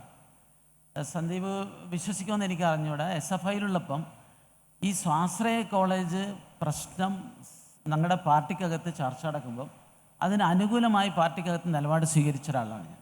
പക്ഷേ CPM അങ്ങനെ ആയിരുന്നില്ല. പിന്നീട് CPM സ്വാശ്രയ കോളേജിൻ്റെ വക്താവും പ്രയോക്താവും ഒക്കെ ആയി. അപ്പോൾ വികസന വിഷയത്തിൽ ഒരു ശരിയായ നിലപാട് ഞാൻ സ്വീകരിച്ചിട്ടുണ്ട്. ആത്മാർത്ഥതയുള്ള മാധു, നിങ്ങൾ ആർക്കൈവിൽ നോക്കിയാൽ മനസ്സിലാവും, കേരളത്തിലെ 4 വരി റോഡിന് വേണ്ടി അതിശക്തമായി വാദിച്ച ഒരു ജനപ്രതിനിധി, MP ആയപ്പോഴും MLA ആയപ്പോഴും വാദിച്ച ഒരാളാണ് ഞാൻ. അതുപോലെ തന്നെ നമ്മുടെ ഗ്യാസ് പൈപ്പ് ലൈൻ, അന്ന് AK ബാലൻ ഞാൻ MLA ആയിരിക്കുമ്പം അതിനെതിരെ പ്രതികരിച്ചത് അത് ഭൂമിക്കടിയിലെ ബോംബാണെന്ന് പറഞ്ഞ് പരിഹസിക്കുകയുണ്ടായി. പക്ഷേ ഇന്ന് നോക്ക്, അങ്ങനെയുള്ള വികസന പ്രവർത്തനങ്ങൾ നടന്നു. ഞാൻ പറഞ്ഞതുപോലെ സമരങ്ങളും ഹർത്താലുകളും കുറഞ്ഞു. വളരെ പോസിറ്റീവായിട്ടുള്ള രാഷ്ട്രീയ സാഹചര്യം കേരളത്തിൽ സൃഷ്ടിക്കുന്നതിൽ ഒരു ചെറിയ പങ്ക് ഞാൻ വഹിച്ചിട്ടുണ്ട്. അതൊരു നിലപാടാണ്. പക്ഷെ സന്ദീപിൻ്റെ പ്രശ്നം എന്ന് വെച്ചാൽ ഒരു കൃത്യമായ ഭക്ഷണത്തിൽ, ഞാൻ മുസ്ലിം സമുദായത്തിൽ നിന്ന് വരുന്നതാണ്. മുസ്ലിം സമുദായത്തിൽ അങ്ങനെ ഒരുപാട് അനാചാരങ്ങളും കുഴപ്പങ്ങളും ഉണ്ട്. അതൊക്കെ വിമർശിക്കുന്ന സുരേന്ദ്രനല്ല, ആര് വിമർശിച്ചാലും തെറ്റില്ല. ആ വിമർശനങ്ങളിലൂടെയാണ് മുസ്ലിം സമുദായവും എല്ലാ സമുദായവും അതിനകത്തുള്ള ഉൽപ്പനിഷ്ഠുക്കളും പുറത്തുള്ളവരുടെയൊക്കെ വിമർശനം കേട്ടിട്ട് തന്നെയാണ് മുസ്ലിം സമുദായമൊക്കെ നന്നായി വന്നിട്ടുള്ളത് എന്നുള്ളതാണ് എൻ്റെ ഒരു വിശ്വാസം. അതുകൊണ്ട് അങ്ങനെയുള്ളൊരു ചെറിയ പ്രശ്നത്തിലല്ല സന്ദീപ് കസേര കിട്ടാത്തതുകൊണ്ട് പാർട്ടി മാറിയെന്ന് ഞാൻ വിമർശിച്ചു പറഞ്ഞതിനെ സന്ദീപ് വ്യക്തിപരമായി എടുക്കേണ്ടതില്ല. പക്ഷേ ഒരു നല്ലൊരു നിലപാട് ഒരു മഹാപ്രസ്ഥാനത്തിൽ ആയിരുന്നു. ലോകത്തിലെ തന്നെ ഏറ്റവും വലിയ ജനാധിപത്യ പ്രസ്ഥാനത്തിൻ്റെ കേരളത്തിലെ ഒരു പ്രധാനപ്പെട്ട താരമായിരുന്നു സന്ദീപ് വാര്യർ. സന്ദീപ് വാര്യർ ഉയർത്തിപ്പിടിച്ച ഒരു ദർശനം എന്ന് പറയുന്നത് ഏകാത്മ മാനവ ദർശനമാണ്. ആ ദർശനത്തിൽ എല്ലാ മനുഷ്യരെയും ഒന്നായി കാണുന്ന ഒരു മഹാദർശനാണ് സന്ദീപ് വാര്യരിൽ നിന്നൊക്കെ ഞാൻ പഠിച്ചത്. പക്ഷേ ഇപ്പോൾ ഒരു ഏക കുടുംബ സേവന ദർശനത്തിലേക്ക് അദ്ദേഹം മാറിയിരിക്കുന്നു. അതാണ് എൻ്റെ സങ്കടം. അതുകൊണ്ട് ആണ് ഞാൻ ചെറിയ രീതിയിൽ നമ്മളൊരു രാഷ്ട്രീയ നിലപാട് മാറുമ്പോൾ ആ മാറ്റം കൃത്യമായി സമൂഹത്തോട് വിശദീകരിക്കാൻ സാധിക്കണം. അത് എനിക്ക് സാധിച്ചിട്ടുണ്ട് എന്നാണ് ഞാൻ വിശ്വസിക്കുന്നത്. ഇനി മാധു ചോദിച്ചതിലേ ഞാൻ പറഞ്ഞല്ലോ, എല്ലാം മാറിക്കൊണ്ടിരിക്കുകയാണ്, മാറ്റമില്ലാത്തത് ഒന്നുമില്ല. ഇപ്പം EMS എന്തുകൊണ്ടാണ് കോൺഗ്രസ് വിട്ട് കോൺഗ്രസ് സോഷ്യലിസ്റ്റ് ആയത്? എന്തുകൊണ്ടാണ് പിന്നെ കമ്മ്യൂണിസ്റ്റ് ആയത്? എന്തുകൊണ്ടാണ് അദ്ദേഹം CPM ആയത്? മാധു, ഞാനിന്ന് വിശ്വസിക്കുന്നത് സഖാവ് EMS ഇന്ന് ജീവിച്ചിരിപ്പുണ്ടെങ്കിൽ അദ്ദേഹം BJP ആകും, അദ്ദേഹം നരേന്ദ്രമോദിക്കൊപ്പം പോകും എന്ന് വിശ്വസിക്കുന്ന ആളാണ് ഞാൻ. ഉറപ്പായിട്ടും എല്ലാ അഭിപ്രായങ്ങളും നരേന്ദ്രമോദിക്കൊപ്പം അദ്ദേഹം ചെയ്യരുത്. ഒരു നിമിഷം, നമ്മൾ എല്ലാ അഭിപ്രായങ്ങളും ചർച്ച ചെയ്യാനാണല്ലോ പരസ്പരം സംസാരിക്കുന്നത്. അധിക്ഷേപിക്കരുത്. അദ്ദേഹം അദ്ദേഹത്തിൻ്റെ കാഴ്ചപ്പാടാണ് പങ്കുവച്ചത്. നമുക്കത് സ്വീകരിക്കുകയോ അല്ലാതെ ആവാം. ഞാൻ ഈ അപശബ്ദം ഉണ്ടാക്കിയ നമുക്ക് അതിന് ഞാനൊരു പരിഹാരം പറയാം. സാർ ഒരു നിമിഷം. അതിന് ഞാനൊരു പരിഹാരം പറയാം. നമുക്ക് ഈ സംവാദത്തിന് ശേഷം കുറച്ച് സമയം ഉണ്ടാവുമല്ലോ ചോദ്യങ്ങൾക്ക്, അപ്പോൾ അത് ഉന്നയിക്കാം. ഓക്കെ, ശരി. അല്ല, അത് ശരിയാണ്. അതിപ്പോൾ ആ രാഷ്ട്രീയത്തോട് അനുകൂലിക്കുന്നവർക്ക് ഒരിക്കലും അംഗീകരിക്കാൻ കഴിയാത്തൊരു സ്റ്റേറ്റ്മെൻ്റ് ആണ്. അത് ചോദിക്കാനുള്ള സമയം നമുക്കുണ്ട്. ശരി, അങ്ങ് പറയും. സഖാ VMS ഞങ്ങളെ പഠിപ്പിച്ചൊരു കാര്യം എന്താണെന്നറിയോ? അദ്ദേഹം പഠിപ്പിച്ചത് ഇന്ത്യയിലെ ദാരിദ്ര്യത്തിൻ്റെയും കഷ്ടപ്പാടിൻ്റെയും അടിസ്ഥാന കാരണം കൃഷിക്കാരാണ് ഈ രാജ്യത്തെ മഹാഭൂരിപക്ഷം. അദ്ദേഹം പുസ്തകം എഴുതിയിട്ടുണ്ട് അത് സംബന്ധിച്ച്. അദ്ദേഹം പറഞ്ഞത് ഇടത്തരം ഭൂസ്വാമിമാരുടെ ചൂഷണമാണ് നരേന്ദ്രമോദി കൊണ്ടുവന്ന കാർഷിക നയം. ആ ചൂഷണത്തിൽ നിന്ന് ഇന്ത്യൻ കൃഷിക്കാരെ രക്ഷിക്കുന്നതായിരുന്നു. പക്ഷേ ഇവിടുത്തെ കോൺഗ്രസും അല്ലെങ്കിൽ ചില ജിഹാദികളും ഒക്കെ അതിനെതിരെ നടത്തിയിട്ടുള്ള ഒരു കലാപത്തിൻ്റെ ഫലമായിട്ട് അത് മാറ്റിവെക്കപ്പെട്ടു. നിങ്ങൾ നോക്കൂ, 10 കൊല്ലം നരേന്ദ്രമോദി അഴിമതിയില്ലാത്ത സത്യസന്ധമായി രാഷ്ട്രീയ ജീവിതം നയിച്ച ആളാണ് EMS. ആ EMSൻ്റെ അതേ ഒരു വ്യക്തിപരമായ പരിശുദ്ധിയും സത്യസന്ധതയും പുലർത്തുന്ന ആളാണ് നരേന്ദ്രമോദി. നരേന്ദ്രമോദി ഈ രാജ്യത്തെ ഏറ്റവും അരികവൽക്കരിക്കപ്പെട്ടിരിക്കുന്ന പാവപ്പെട്ടവർക്കും വേണ്ടി പ്രവർത്തിക്കുന്ന ഒരാളാണ്. അദ്ദേഹത്തിൻ്റെ വികസന പ്രവർത്തനങ്ങൾ, ക്ഷേമ പദ്ധതികൾ, അതുകൊണ്ട് തന്നെ ഞാൻ ഉറച്ചു വിശ്വസിക്കുന്നത് ശരി, ഈ കേരളത്തിലെ ഇടതുപക്ഷ ബുദ്ധിജീവികളും മറ്റും മാറി ചിന്തിക്കേണ്ട കാലം വിദൂരമല്ല. അത് ആ നിലപാട് ഞാൻ ഉറച്ചു നിൽക്കുന്നു. ഈ വിമർശനം വന്നപ്പോൾ അങ്ങ് പറഞ്ഞൊരു കാര്യമെന്ന് പറയുന്നത് ഞാൻ മുസ്ലിം സമുദായത്തിനുള്ളിൽ നിന്ന് വരുന്ന ഒരാളാണെന്നുള്ളത്. ഈ ദേശീയ മുസ്ലിം ആകാൻ എല്ലാവർക്കും സാധിക്കില്ല എന്ന് പറയുന്ന ഒരു വിമർശനമാണ് അങ്ങയോട് മറ്റുള്ളവർ പറയുകയും ചെയ്യുന്നത്. മറ്റുള്ളവർ നിയന്ത്രിച്ചിട്ടാണോ ഉപദേശിച്ചിട്ടാണോ ഒരു സംഘടനയ്ക്കുള്ളിൽ ഈ പറയുന്ന പ്രശ്നങ്ങൾ വരേണ്ടത് തുടങ്ങിയ കാര്യങ്ങളൊക്കെ ഡിബേറ്റബിൾ ആണ്. വിമർശനങ്ങളൊക്കെ കേൾക്കാർ ഉള്ള വിഷയങ്ങൾ കൂടിയാണ്. ഞാൻ അതിലേക്ക് അങ്ങയിലേക്ക് വരാം. അതിനു മുൻപ് ശ്രീ സന്ദീപ് വാര്യർ, അങ്ങയുടെ പോസ്റ്റുകൾ ഇന്നലെ ഞാൻ ഈ ഡൽഹി തെരഞ്ഞെടുപ്പുമായി ബന്ധപ്പെട്ട ചർച്ചകൾക്കും വിവരങ്ങൾക്കും ഒക്കെ ആയിട്ട് സാമൂഹ്യ മാധ്യമങ്ങളിൽ നോക്കുമ്പോൾ കഴിഞ്ഞ ഈ ലോക്സഭാ ഇലക്ഷൻ്റെ സമയത്ത് അങ്ങ് പങ്കുവെച്ചതാണെന്ന് തോന്നുന്നു ഒരു പോസ്റ്റ്. അതിന് താഴെയും ഈ വൈരുദ്ധ്യങ്ങൾ ചൂണ്ടിക്കാണിക്കപ്പെടുന്നുണ്ടല്ലേ നിരന്തരം. അങ്ങയുടെ ഇപ്പോൾ അങ്ങ് പഴയ പോസ്റ്റുകൾ ഡിലീറ്റ് ചെയ്യാതിരിക്കുക എന്ന് പറയുന്നത് കൂടി അങ്ങയുടെ ഒരു തീരുമാനം കൂടിയാണ്. എന്നിരുന്നാലും ഒരു നിരന്തര സംഘർഷമുണ്ടോ? ഞാൻ അതിലേക്ക് വരാം. ഈ പാർട്ടി മാറുന്നതിലെ അധാർമികതയെക്കുറിച്ച് അബ്ദുള്ള കുട്ടിയുടെ കയ്യിൽ നിന്ന് ട്യൂഷൻ എടുക്കേണ്ടി വരിക എന്നുള്ള ഗതികേടാണ് എനിക്ക്. അപ്പോൾ ഞാനൊരു പാർട്ടിയെ മാറിയിട്ടുള്ളൂ. അതെൻ്റെ കൺവിഷനോട് കൂടിയിട്ട് ഞാൻ മാറിയിട്ടുള്ള കാര്യമാണ്. ഞാൻ അദ്ദേഹത്തെ വിമർശിക്കാൻ തീരുമാനിച്ച് വന്നയാളല്ല. പക്ഷേ അദ്ദേഹം തുടക്കത്തിൽ തന്നെ വ്യക്തിപരമായിട്ട് എനിക്ക് നേരെ പറഞ്ഞതുകൊണ്ട് പറയേണ്ടി വന്നു. അപ്പോൾ നോക്കൂ, അദ്ദേഹം പറഞ്ഞ കാര്യം എന്താണ്? അദ്ദേഹം പാർട്ടി മാറിയപ്പോൾ അദ്ദേഹം നിലപാടുകൾ വിശദീകരിക്കാൻ വേണ്ടി പുസ്തകം എഴുതിയതാണ്. ഇനിയിപ്പോൾ ഞാൻ പുസ്തകം എഴുതി കഴിഞ്ഞാൽ മാത്രമേ എൻ്റെ നിലപാടുകൾ അംഗീകരിക്കപ്പെടുന്നുണ്ട്, അങ്ങനെയൊന്നുമില്ല. ഇന്ന് എനിക്ക് പറയാനുള്ള കാര്യങ്ങൾ ജനങ്ങൾക്ക് മനസ്സിലാകുന്ന രീതിയിൽ വിശദീകരിച്ചിട്ടുണ്ട്. കേരളത്തിലെ പൊതുസമൂഹം അക്കാര്യങ്ങളിൽ ബഹുഭൂരിപക്ഷം പേരും ആ കാര്യങ്ങൾ അംഗീകരിച്ചിട്ടുണ്ടെന്നാണ് ഞാൻ വിശ്വസിക്കുന്നത്, എൻ്റെ വിശ്വാസം. രണ്ടാമത്തെ കാര്യം, അത് ഞാൻ നേരത്തെ പറഞ്ഞറിയാം, ആദ്യത്തെ സെഗ്മെൻറ്റിൽ ഞാൻ പറഞ്ഞ കാര്യം, സുരേന്ദ്രൻ ഉന്നയിച്ചിരുന്ന മുസ്ലിം വിഭാഗത്തിലുള്ള ആളുകൾ ഭക്ഷണം തുപ്പിയിട്ടാണ് കൊടുക്കുന്നത്. നോക്കൂ, അങ്ങനെ ഒരു പരാമർശം നടത്തുമ്പോൾ, അതൊരു പാർട്ടിയോട് ഉത്തരവാദിത്തപ്പെട്ട സംസ്ഥാന പ്രസിഡന്റ് നടത്തുമ്പോൾ അത് ഉണ്ടാക്കുന്ന സാമൂഹിക പ്രത്യാഘാതങ്ങൾ എന്തൊക്കെയാണ് നമ്മൾ അതിനെക്കുറിച്ച് ചിന്തിച്ചു. ഞാൻ അതിനെക്കുറിച്ചാണ് എഴുതിയത്. നമുക്ക് വളരെ പ്ലൂറലിസ്റ്റിക് ആയൊരു സൊസൈറ്റിയിൽ ജീവിക്കുന്ന സമയത്ത് ഒരു സമുദായത്തിലെ ആളുകൾ ഭക്ഷണത്തിൽ തുപ്പിയിട്ട് മറ്റവർക്ക് കൊടുക്കുന്നു പറയുമ്പോൾ, ഹോട്ടൽ ഇൻഡസ്ട്രി നടത്തുന്ന ആളുകൾ ഇവിടെ ഇരിക്കുന്നുണ്ട്. ആ ഹോട്ടൽ ഇൻഡസ്ട്രി കൊണ്ട് ജീവിക്കുന്നത് ആ വിഭാഗത്തിൽപ്പെട്ട ആളുകൾ മാത്രമാണോ? അല്ല. അവിടെ ജോലി ചെയ്യുന്ന ക്രിസ്ത്യാനികൾ ഉണ്ടാകാം, അങ്ങോട്ട് കസ്റ്റമറെ കൊണ്ടുവരുന്ന ഓട്ടോറിക്ഷക്കാരൻ ഹിന്ദു ആയിരിക്കാം, മതമുള്ളവനുണ്ടായിരിക്കാം, ഇല്ലാത്തവനുണ്ടായിരിക്കാം. അങ്ങനെ വളരെ പ്ലൂറലിസ്റ്റിക് ആയ സൊസൈറ്റിയിൽ ജീവിക്കുന്ന സമയത്ത് വളരെ അവധാനതയോടുകൂടി സ്റ്റേറ്റ്മെൻറ്റുകൾ നടത്തേണ്ട ഒരു പാർട്ടിയുടെ സംസ്ഥാന പ്രസിഡന്റ് വളരെ നിരുത്തരവാദപരമായി സമൂഹത്തിൽ വിഷമമിപ്പിക്കുന്ന ഒരു പ്രസ്ഥാനം നടത്തിയപ്പോൾ അതിനകത്തിരുന്നു കൊണ്ട് തന്നെ അതിനെ പരസ്യമായി വിമർശിച്ചാലാണ്. പരസ്യമായിട്ട് ഇപ്പോൾ അബ്ദുള്ള കുട്ടിയുടെ ഒരു ഗതികേട് എന്ന് പറയുന്നത് അത്തരത്തിലുള്ള ഏറ്റവും നികൃഷ്ടമായ സമൂഹത്തെ വിഭജിക്കുന്ന മുസ്ലിം വിരുദ്ധ പരാമർശത്തെ പോലും ന്യായീകരിക്കുന്ന ആളാകേണ്ടി മാറേണ്ടി വരുന്നു. അങ്ങനെയുള്ള ആളുകളെ വിളിക്കുന്ന പേരാണ് ദേശീയ മുസ്ലിം എന്നുള്ളത്. അങ്ങനെയുള്ള ആളുകൾ സ്വയം പണിയുന്ന മേലങ്കിയാണ് ദേശീയ മുസ്ലിം എന്നുള്ളത്. നമുക്ക് എങ്ങനെയാണ് അംഗീകരിക്കാൻ പറ്റുന്നത്? അല്ലെങ്കിൽ അദ്ദേഹം തന്നെ പറയട്ടെ, അങ്ങനെ ഒരു അനാചാരം ഉണ്ടോ? ഇവിടെ എത്രയോ മുസ്ലിം സുഹൃത്തുക്കൾ ഇരിക്കുന്നുണ്ട്, ക്രൈസ്തവരുണ്ട്. അങ്ങനെ മുസ്ലിം സമൂഹത്തിനിടയിൽ ഭക്ഷണത്തിൽ തുപ്പി കൊടുക്കുന്ന ഒരു അനാചാരം ഉണ്ടെന്ന് ഞാൻ വിശ്വസിക്കുന്നില്ല. അത് BJPയുടെ നിലപാടാണെന്ന് അദ്ദേഹം പറഞ്ഞു. അങ്ങനെയാണെങ്കിൽ സയ്യിദ് ഷാനവാസ് ഹുസൈൻ്റെ വീട്ടിൽ പോയി നിങ്ങൾ എങ്ങനെ ഭക്ഷണം കഴിക്കും? അബ്ദുള്ള കുട്ടിയുടെ വീട്ടിൽ പോയി സുരേന്ദ്രൻ എങ്ങനെ ഭക്ഷണം കഴിക്കും? ഈ പറയുന്ന സുരേന്ദ്രൻ ഏറ്റവും വലിയ കാപട്യം എന്താണെന്നറിയോ? ഈ പറയുന്ന BJPയുടെ സംസ്ഥാന പ്രസിഡന്റിനെ പിന്നെ ഞാൻ കാണുന്ന തൊട്ടടുത്ത ആഴ്ച ഈ തിരുവനന്തപുരത്തുള്ള വലിയൊരു ഷോപ്പിംഗ് മാളിൻ്റെ ഉദ്ഘാടനത്തിൽ, ഒരു മുസ്ലിം വ്യാപാരിയുടെ ഷോപ്പിംഗ് മാളിൻ്റെ ഉദ്ഘാടനത്തിൽ അവിടെ ഇരുന്ന് തൊട്ടടുത്തിരുന്ന് ഭക്ഷണം കഴിക്കുന്നതാണ്. അപ്പോൾ ഇത് കാപട്യമല്ലേ? ഞാൻ ആ കാപട്യത്തിൻ്റെ ഭാഗമാകാൻ ആഗ്രഹിക്കുന്നില്ല. ഒന്ന്, പിന്നെ രണ്ടാമത്തെ കാര്യം ഇപ്പം മാതി ചോദിച്ച പോലെ ഡിജിറ്റൽ മീഡിയയിൽ നമ്മൾ പറഞ്ഞിട്ടുള്ള കാര്യങ്ങൾ അതൊരു നമ്മുടെ ഇപ്പോഴത്തെ സോഷ്യൽ മീഡിയ എന്ന് പറയുന്നത് നമ്മുടെ ഒരു ഡയറി പോലെയാണ്, ഡിജിറ്റൽ ഡയറി പോലെയാണ്. നമ്മൾ അന്നന്ന് ചെയ്യുന്ന കാര്യങ്ങൾ, നമ്മുടെ സ്റ്റേറ്റ്മെൻറ്റുകളൊക്കെ പണ്ട് കാലങ്ങളിൽ മാധ്യമങ്ങളെ ആശ്രയിക്കേണ്ടെങ്കിൽ ഇന്നിപ്പോൾ അവനവൻ എഡിറ്ററാണ്, നമ്മൾ തന്നെ സാമൂഹിക മാധ്യമങ്ങൾ പങ്കുവെക്കുന്നു. അപ്പോൾ സ്വാഭാവികമായിട്ടും അന്നത്തെ കാലത്ത് ഞാൻ പറഞ്ഞിട്ടുള്ള കാര്യങ്ങളാണ്. ഞാൻ ആ കാര്യങ്ങളെ പരിപൂർണമായും തള്ളിക്കളഞ്ഞുകൊണ്ടും എൻ്റെ തെറ്റുകളെ പൂർണ്ണമായും പൊതുസമൂഹത്തോട് പറഞ്ഞുകൊണ്ടും ഞാനൊരു മതനിരപേക്ഷ നിലപാട് സ്വീകരിച്ചുകൊണ്ട് ഇന്ത്യൻ നാഷണൽ കോൺഗ്രസിൻ്റെ ഭാഗമായി കടന്നു വന്നിട്ടുള്ളയാളാണ്. അതുകൊണ്ട് പഴയ കാലത്തെ പോസ്റ്റുകൾ എടുത്തുകൊണ്ട് പറയുകയാണെങ്കിൽ ഞാൻ ചോദിക്കട്ടെ, ഇന്ന് BJPക്ക് അകത്തിരിക്കുന്നതിൽ ബഹുഭൂരിപക്ഷം ആളുകളും കോൺഗ്രസ്സുകാരല്ലേ, പഴയ കോൺഗ്രസ്സുകാരല്ലേ? ഇപ്പോൾ ജ്യോതിരാദിത്യ സിന്ധ്യ നരേന്ദ്രമോദിക്കെതിരെ പറഞ്ഞ കാര്യങ്ങൾ, നവജോത് സിംഗ് സിധു പറഞ്ഞ കാര്യങ്ങൾ, അതുപോലെ ഒരുപാട് പേരെ നമുക്ക് ചൂണ്ടിക്കാണിക്കാൻ കഴിയും. അങ്ങനെയുള്ള ആളുകളൊക്കെ പറഞ്ഞ കാര്യങ്ങൾ എടുത്തിട്ട് അവരെ ഇപ്പോൾ വിലയിരുത്തുന്നുണ്ടോ BJPക്കാർ അല്ലെങ്കിൽ സംഘപരിവാറുകാർ? ഇപ്പം എൻ്റെ കാര്യത്തിൽ മാത്രം എന്താ ഇങ്ങനെ? അപ്പോൾ അങ്ങനെ പഴയ കാലത്തോ പറഞ്ഞ സ്റ്റേറ്റ്മെൻറ്റുകളുടെ അടിസ്ഥാനത്തിൽ നമ്മൾ സ്വീകരിച്ച പുതിയ രാഷ്ട്രീയ നിലപാട് ഇപ്പോൾ പരിശോധിക്കേണ്ടത് ഞാൻ എൻ്റെ ഇന്നത്തെ കാലഘട്ടത്തിൽ ഞാൻ എന്ത് നിലപാട് സ്വീകരിക്കുന്നു, ഞാൻ എങ്ങനെ പ്രവർത്തിക്കുന്നു എന്നതിനെ അടിസ്ഥാനമാക്കി എന്നെ വിലയിരുത്തണമെന്ന് മാത്രമേ അത്തരം ആളുകളോട് എനിക്ക് അഭ്യർത്ഥിക്കാനുള്ളൂ.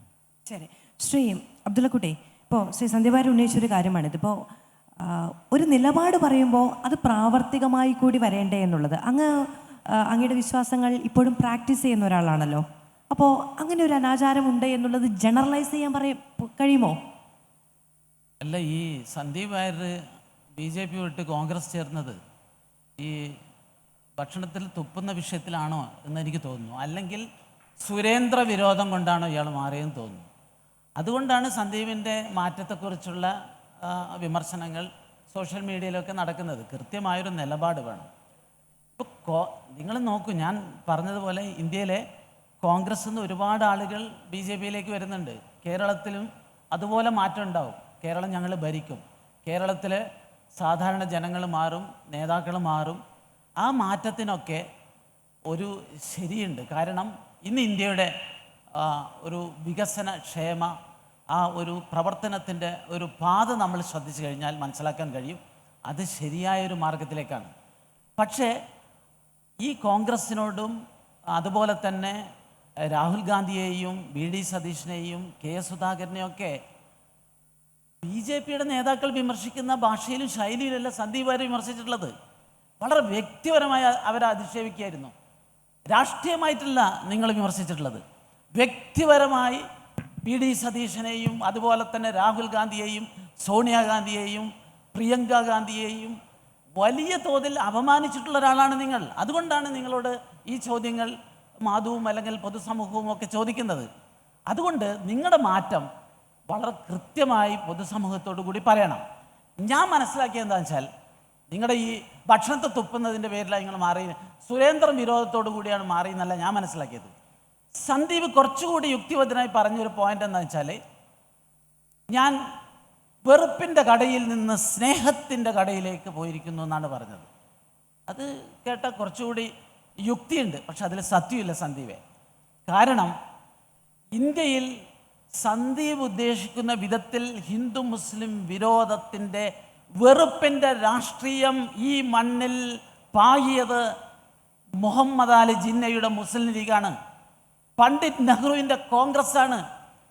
ബ്രിട്ടീഷുകാരുടെ ഒത്താശയോടുകൂടി ഇന്ത്യ വിഭജിച്ചു. ആ വിഭജനത്തിൻ്റെ മണ്ണിലാണ് വെറുപ്പിൻ്റെ രാഷ്ട്രീയം വളർന്നു വന്നത്. ശ്രീ AP അബ്ദുൾ, അങ്ങനെയാണ് ഹിന്ദുക്കളും മുസ്ലിങ്ങളും തമ്മിൽ.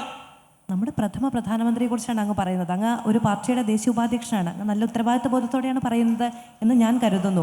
ഈ ബ്രിട്ടീഷുകാരോട് ഒത്താശ ചെയ്ത് ഇന്ത്യയെ വിഭജിച്ചു എന്ന് പറയുന്നത് അങ്ങ് ഈ രാജ്യത്തിൻ്റെ പ്രഥമ പ്രധാനമന്ത്രിയെ കുറിച്ചാണ്. നിങ്ങൾ മനസ്സിലാക്കേണ്ടത് ആ വെറുപ്പിൻ്റെ രാഷ്ട്രീയത്തിൻ്റെ ഭാഗമായി ഒരുപക്ഷെ ഇന്ത്യയിൽ വർഗീയതയാണല്ലോ ഒരു ഹിന്ദു മുസ്ലിം വിരോധമാണല്ലോ ഇദ്ദേഹം പറയുന്ന വർഗീയതയുടെ പ്രശ്നമാണ്. പക്ഷേ ഇന്ത്യയിൽ ഇപ്പോഴത്തെ സ്ഥിതി നോക്കൂ.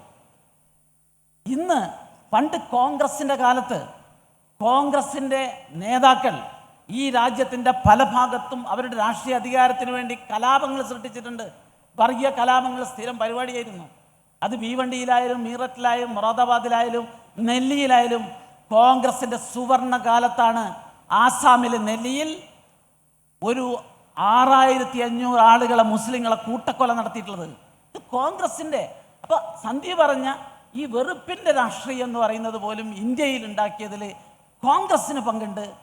കോൺഗ്രസിൻ്റെ സുവർണകാലത്താണ് ഇന്ത്യയിൽ ഏറ്റവും വലിയ വർഗീയ കലാപങ്ങൾ നടന്നിട്ടുള്ളത്.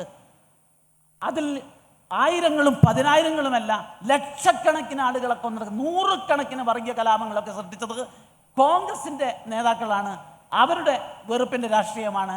അതുകൊണ്ട് സന്ദീപ് കൃത്യമായി നിലപാട് വിശദീകരിക്കുന്നതിൽ പരാജയപ്പെട്ടിരിക്കുന്നു എന്നാണ് എൻ്റെ അഭിപ്രായം. ശരി, ശ്രീ സന്ദീപ് വാര്യർ, ഇപ്പോൾ കോൺഗ്രസിൻ്റെ സ്വാതന്ത്ര്യ സമരകാലം, അതിനുശേഷം ഒരു ദേശീയ പാർട്ടി എന്നുള്ളത് കോൺഗ്രസ് ഒരു രാഷ്ട്രീയ പാർട്ടി എന്ന നിലയ്ക്ക് അതിൻ്റെ ഒരു സംഘടനാ രൂപത്തിൽ മാറ്റം വരുന്നു. ഇപ്പോൾ നെഹ്റു നയങ്ങളെക്കുറിച്ച് BJP എല്ലാ കാലവും വിമർശനം ഉന്നയിച്ചിട്ടുണ്ട്, അങ്ങും വിമർശനം ഉന്നയിച്ചിട്ടുണ്ടാകാം, അല്ലെങ്കിൽ അങ്ങ് ആ ചിന്താധാരയുടെ ഭാഗമായി പ്രവർത്തിച്ചിട്ടുണ്ട്. ഇപ്പോഴതിനെ ഒരു പുതിയ കാഴ്ചപ്പാടിൽ അങ്ങ് കാണുന്നതെന്ന് മാത്രമല്ല, അതിനെ വിവരിക്കേണ്ടി കൂടി വരികയാണ്, അതിനെ വിശദീകരിക്കാനുള്ള രാഷ്ട്രീയമായ ഉത്തരവാദിത്തം കൂടി ഏറ്റെടുക്കപ്പെടേണ്ടി വരിക കൂടിയാണ്. അപ്പോൾ ഒരു പുതിയ പഠനവും പുതിയ വായനയും സമാന്തരമായി ഉണ്ടാകുന്നുണ്ടോ? തീർച്ചയായും അതിലേക്ക് വരാം. അദ്ദേഹം ഇന്ത്യയിലുണ്ടായിട്ടുള്ള നിരവധിയായിട്ടുള്ള വർഗീയ കലാപങ്ങളുടെ, മുസ്ലിം വിരുദ്ധ കലാപങ്ങളുടെ ഒക്കെ ഉത്തരവാദിത്തം അദ്ദേഹം കോൺഗ്രസ്സിൽ ഇപ്പോൾ ആരോപിച്ചു. അദ്ദേഹത്തിന് ഇത് ആരോപിക്കാമായിരുന്നു. എങ്ങനെ? അദ്ദേഹം CPM-ൽ നിന്ന് നേരെ BJP-യിലേക്കാണ് വന്നിരുന്നതെങ്കിൽ അദ്ദേഹത്തിന് ഇതൊക്കെ ആരോപിക്കുമ്പോൾ ജനങ്ങൾക്ക് കഴമ്പുണ്ടെന്ന് ജനങ്ങൾ പറയായിരുന്നു. ഇത് അദ്ദേഹം വഴിയിൽ വേറൊരു ബസ്സിൽ കയറിയിട്ടാണ് BJP-യിൽ എത്തിയിട്ടുള്ളത്. അപ്പോൾ നേരത്തെ അദ്ദേഹം ആ ബസ്സിൽ കയറുന്ന കാലത്ത് അദ്ദേഹത്തിന് ഇതൊന്നും അറിയാൻ പാടില്ലായിരുന്നു. ഈ കലാപങ്ങൾ മുഴുവൻ നടത്തിയത് കോൺഗ്രസ് ആണെന്ന് അറിയാൻ പാടില്ല. അപ്പോൾ ഇതാണ് കാപട്യമേ നിന്റെ പേരോ അബ്ദുള്ള കുട്ടി എന്ന് ആരെങ്കിലും ചോദിച്ചാൽ എനിക്ക് ഒന്നും പറയാനില്ല. ഒന്ന്, രണ്ട്, അദ്ദേഹം പറഞ്ഞായിരുന്നു ഞാൻ വിശദീകരിച്ചിട്ടില്ല. ഇതിൽ കൂടുതൽ ഞാൻ എന്തിനാണ് വിശദീകരിക്കുന്നത്? ഞാൻ ചോദിക്കട്ടെ, എനിക്ക് വിശദീകരിക്കാനുള്ള ജനങ്ങളോട് വിശദീകരിച്ചിട്ടുണ്ട്. അതിലപ്പുറം സംഘപരിവാറിൻ്റെ അണികളെ എന്തെങ്കിലും വിശദീകരിച്ച് ബോധ്യപ്പെടുത്താൻ കഴിയുമെന്നൊരു തോന്നൽ എനിക്കില്ല. അവർക്ക് മനസ്സിലാകാനേ പോകുന്നില്ല. അതുകൊണ്ട് അവരെ ബോധിപ്പിക്കേണ്ടത് എൻ്റെ ചുമതലയല്ല. എൻ്റെ ചുമതല എന്ന് പറയുന്നത് കേരളത്തിലെ പൊതുസമൂഹത്തെ ബോധിപ്പിക്കുക എന്നുള്ളതാണ്.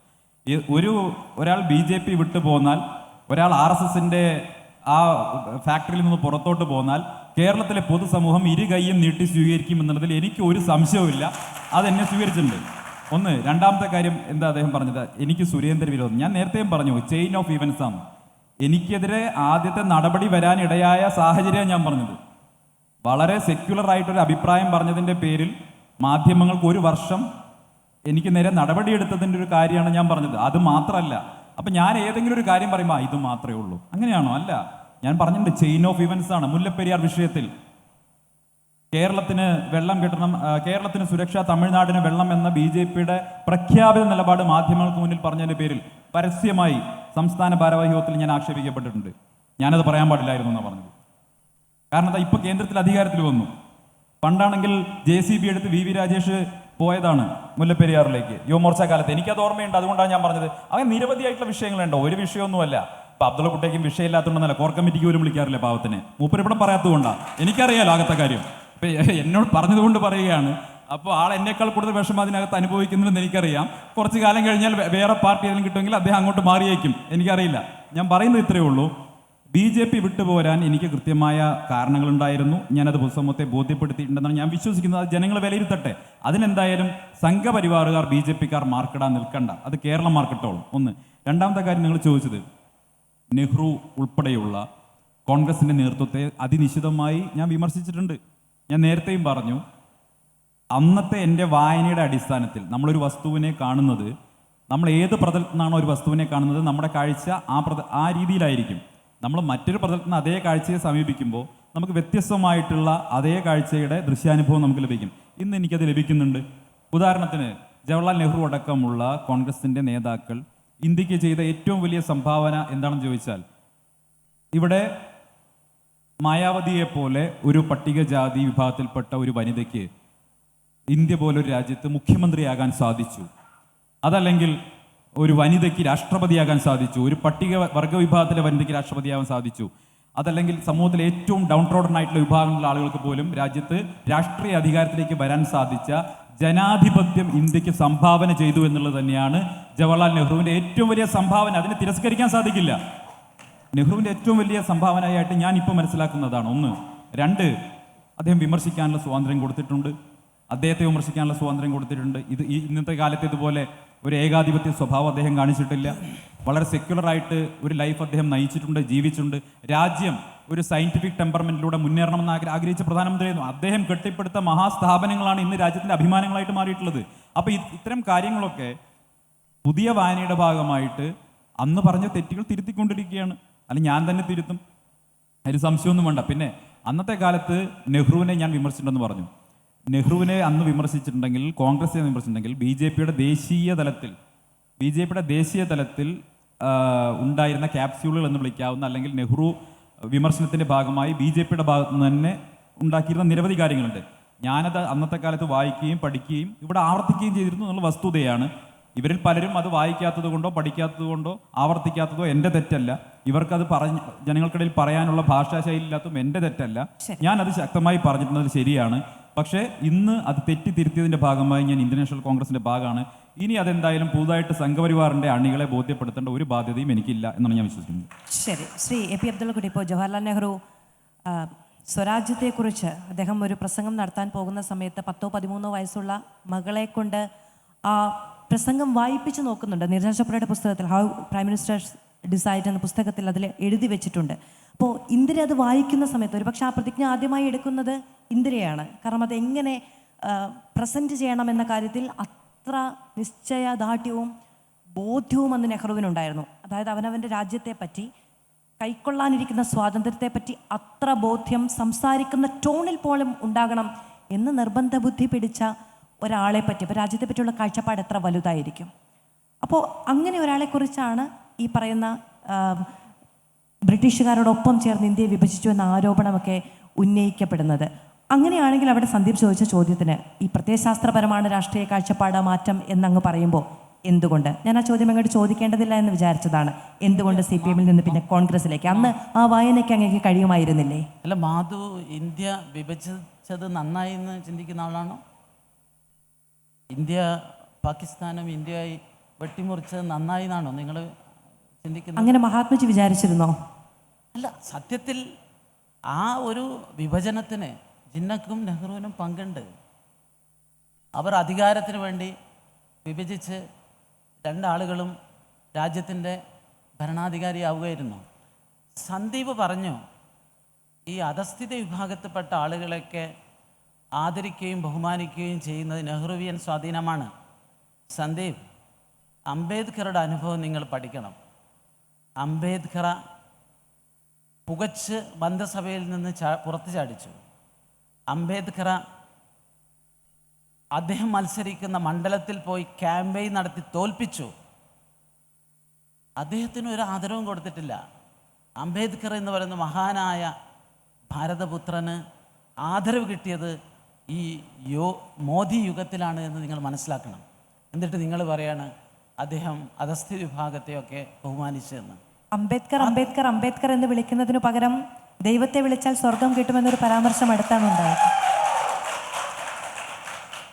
അപ്പം സന്ദീപിനോടാണ് എനിക്ക് പറയാനുള്ളത്. സന്ദീപ്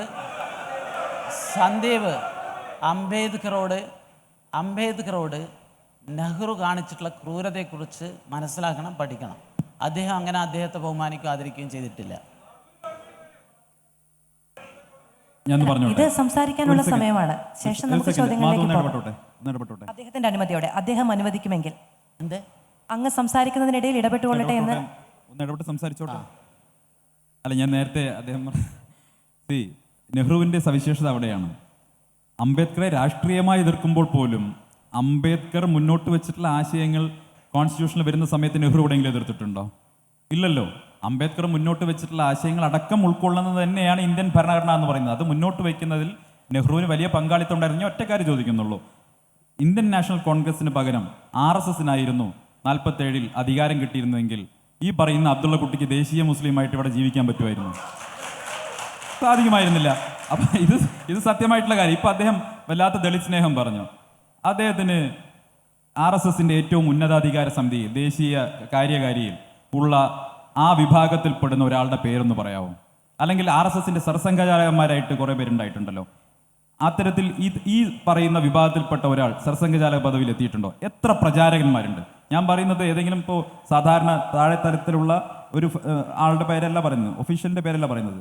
ഇപ്പോൾ ഏറ്റവും RSSൻ്റെ ഏറ്റവും ടോപ്പ് ലെവലിൽ എത്ര പേരുണ്ട്? നിങ്ങൾ രാഷ്ട്രപതിയായിട്ട് കൊണ്ടുവന്നു എന്നൊന്നും പറഞ്ഞിട്ട് കാര്യമില്ല. അതെല്ലാം പൊളിറ്റിക്കലി വോട്ട് കിട്ടാൻ വേണ്ടി നടത്തുന്ന ചില അഭ്യാസങ്ങൾക്കപ്പുറം നിങ്ങളുടെ നയപരമായ തീരുമാനമെടുക്കുന്ന സമിതിയിൽ നിങ്ങൾ എത്ര പേർക്ക് പ്രാധാന്യം കൊടുത്തിട്ടുണ്ട്, അല്ലെങ്കിൽ എത്ര പേർക്ക് അവിടെ സ്പേസ് കൊടുത്തിട്ടുണ്ട്? ഇനി പോട്ടെ, ഇന്ത്യയിലെ ഏറ്റവും വലിയ കമ്മ്യൂണിറ്റിയാണല്ലോ അബ്ദുള്ളക്കുട്ടി, അതായത് രണ്ടാമത്തെ കമ്മ്യൂണിറ്റിയാണല്ലോ അബ്ദുള്ളക്കുട്ടി ഉൾപ്പെടെയുള്ള മുസ്ലിം വിഭാഗം. ആ മുസ്ലിം വിഭാഗത്തിന് മത്സരിക്കാൻ ഇപ്പോൾ എത്ര ടിക്കറ്റ് കൊടുക്കുന്നുണ്ട്? ആ മുസ്ലിം വിഭാഗത്തിനെ എവിടെ ഉൾക്കൊള്ളുന്നുണ്ട്? അപ്പോൾ അതൊക്കെ ജനങ്ങളുടെ മുന്നിലുള്ള കാര്യമാണ്. ഈ പറയുന്ന ദളിത് സ്നേഹം എന്നൊക്കെ പറയുന്ന, അല്ലെങ്കിൽ ഈ പറയുന്ന അംബേദ്കർ സ്നേഹം എന്നൊക്കെ പറയുന്നത് ഇപ്പോൾ വോട്ടാക്കി മാറ്റാനുള്ള തന്ത്രം മാത്രം. അതിലപ്പുറമൊന്നുമില്ല. ഒരു കാര്യം കൂടി പറയാം. അദ്ദേഹം മുഹമ്മദ് അലി ജിന്നയെക്കുറിച്ച് പറഞ്ഞു. ജിന്നയെ ട്രൂ സെക്യുലർ എന്ന് പാകിസ്ഥാനിൽ പോയി വിളിച്ച നേതാവിൻ്റെ പേര് ലാൽ കൃഷ്ണ അഡ്വാനി എന്നാണ്. ശ്രീ അബ്ദുള്ളക്കുട്ടി, എനിക്ക് ചോദ്യങ്ങളിലേക്ക് പോകാമോ? അങ്ങേക്ക് കൂട്ടിച്ചേർക്കാനുണ്ടോ? അല്ല, സന്ദീപ് പറഞ്ഞത് ഈ മുസ്ലിം സമുദായത്തിൽ നിന്ന് ഉള്ള ആളുകൾ BJPയിൽ ഇല്ല എന്നുള്ളതാണ് അദ്ദേഹം പറയുന്നത്, നേതൃത്വത്തിലും മറ്റും. സത്യത്തിൽ അദ്ദേഹം കൃത്യമായ കാര്യം മനസ്സിലാക്കാത്തതുകൊണ്ടാണ്. ഞങ്ങൾക്കിപ്പോൾ UPയിൽ ഡാനിഷ് എന്ന് പറഞ്ഞിട്ട് നമ്മുടെ ഒരു മൈനോറിറ്റി വിഭാഗത്തിൽപ്പെട്ട ന്യൂനപക്ഷ മന്ത്രി UPയിൽ നമുക്കുണ്ട്. ഇപ്പം ത്രിപുരയിൽ നമുക്ക് മുസ്ലിം സമുദായത്തിൽ നിന്നൊരു MLA ഉണ്ട്. അതുപോലെ തന്നെ ഗുലാം അലി എന്ന് പറഞ്ഞ് കാശ്മീരിൽ നിന്ന് ഇപ്പോൾ ട്രൈബ് വിഭാഗത്തിൽപ്പെട്ട ഒരാളെ രാജ്യസഭയിലേക്ക് നോമിനേറ്റ് ചെയ്തിട്ടുണ്ട്. അതുപോലെ തന്നെ എൻ്റെ കൂടെ വൈസ് പ്രസിഡൻ്റായിട്ട്, പാർട്ടിയുടെ അഖിലേന്ത്യാ വൈസ് പ്രസിഡൻ്റായിട്ട് ഇപ്പം അടുത്ത് സർവകലാശാലയിൽ നിന്ന് റിട്ടയർ ചെയ്ത ഒരാൾ പാർട്ടി പ്രൊമോട്ട് ചെയ്തിട്ടുണ്ട്. ഞാൻ പറയുന്നത് വിദ്യാസമ്പന്നരായിട്ടുള്ള അല്ലെങ്കിൽ മുസ്ലിം സമൂഹം അത് കേഡർമാരായിട്ടും അംഗങ്ങളായിട്ടും കേഡർമാരായിട്ടും BJPയിലേക്ക് വരുന്നതിൽ ഒരു കുറവുണ്ട്. അതിന് കാരണം എന്താണ്? ഇവിടെ BJPക്കെതിരെ നടത്തുന്ന ഒരു പ്രചണ്ഡമായ പ്രചരണമുണ്ട്. ഇത് മുസ്ലിം വിരുദ്ധ പാർട്ടിയാണെന്ന്. സത്യത്തിൽ അത് നുണയാണ് എന്ന് ഇപ്പോൾ ഇന്ത്യയിലെ അനുഭവങ്ങൾ മനസ്സിലാക്കുന്നു. ഏറ്റവും അവസാനം ഇന്നലെ ഡൽഹി മാതൃഭൂമി ചാനൽ ഉൾപ്പെടെ ഡൽഹി റിസൾട്ട് റിപ്പോർട്ട് ചെയ്തപ്പോൾ നിങ്ങൾ പറഞ്ഞു കുറേ മണ്ഡലങ്ങളിൽ മുസ്ലിങ്ങൾ BJPക്ക് അനുകൂലമായി വോട്ട് ചെയ്തിരിക്കുന്നു. വടക്കേ ഇന്ത്യയിലെ, പ്രത്യേകിച്ച് UPയിലെ, ബീഹാറിലെ സാധാരണ മുസ്ലിങ്ങൾക്ക് മനസ്സിലായി കോൺഗ്രസ് അവരെ വോട്ട് ബാങ്കാക്കി നിർത്തിയായിരുന്നു. അവർക്ക് ടോയ്ലറ്റും കുടിവെള്ളവും റോഡും വൈദ്യുതിയും അതുപോലെ എല്ലാ സൗകര്യങ്ങളും എത്തിക്കുന്ന ഒരു ക്ഷേമ ഭരണമാണ് നരേന്ദ്രമോദിയുടെ എന്ന് മനസ്സിലാക്കിക്കൊണ്ട് അവർ നമുക്കൊപ്പം വന്നുകൊണ്ടിരിക്കുകയാണ്. തീർച്ചയായും ഭാവിയിൽ സ്ഥാനാർത്ഥിയാക്കാനും അല്ലെങ്കിൽ പാർട്ടിയുടെ നേതൃത്വത്തിലേക്ക് കൊണ്ടുവരാനും പറ്റുന്ന വിധത്തിൽ മുസ്ലിം സമുദായത്തിൽ നിന്നും BJPയിലേക്ക് ആളുകൾ വരുമെന്ന് ഉറച്ചു വിശ്വസിക്കുന്ന ഒരാളാണ് ഞാൻ. ചോദ്യങ്ങളുടെ സമയമാണ്.